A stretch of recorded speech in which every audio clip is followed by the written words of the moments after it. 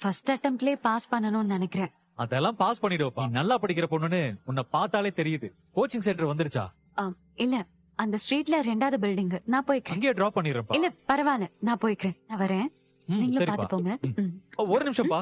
உன்னை நம்பி என் பொண்ணு அனுப்புன, நீ அவளை தனியா விட்டுட்டியான்னு சாந்தி சொல்றதுக்கா? நான் என்ன குழந்தையா மாமா?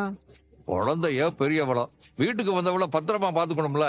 சரி, அப்புறம் நீ வேலைக்கு சேர்ந்து எத்தனை வருஷம் ஆகுது? அதாச்சு 2.5 வருஷம். கல்யாணத்துக்கு கொஞ்ச நாளைக்கு முன்னாடிதான் வேலைக்கு சேர்ந்த மாமா.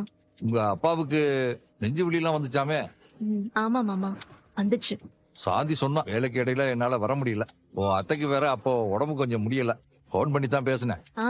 தெரியும் மாமா, அம்மா சொன்னாங்க. சரி, உங்க அப்பாவுக்கு ஏன் நெஞ்சு வலி வந்துச்சு?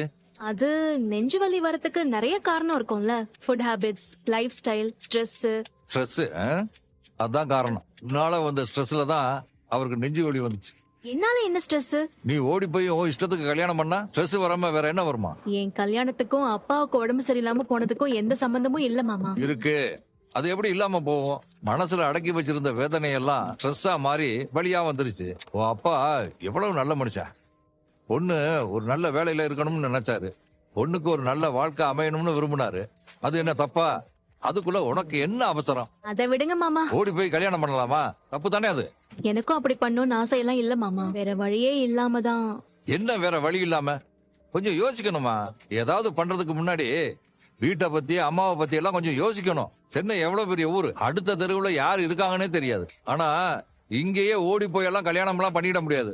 நல்லது பேச ஆளுங்க கூடுறாங்களோ இல்லையோ, கெட்டது பேசுறதுக்கு எல்லாரும் கூடிடுவாங்க. அப்ப புண்ணக்கூடிய யோசிச்சு பாரு. இந்த ஊர்ல சுத்தி இருக்கிற எல்லாருமே தெரிஞ்சவங்க, சொந்தக்காரங்க. என்னென்ன பேசிருப்பாங்க. ஏன் வரல? அது அப்பாவுக்கு லீவ் கிடைக்கல மாமா. சொந்தக்காரங்க வாயில விழ வேண்டாம்னு தான் வரல.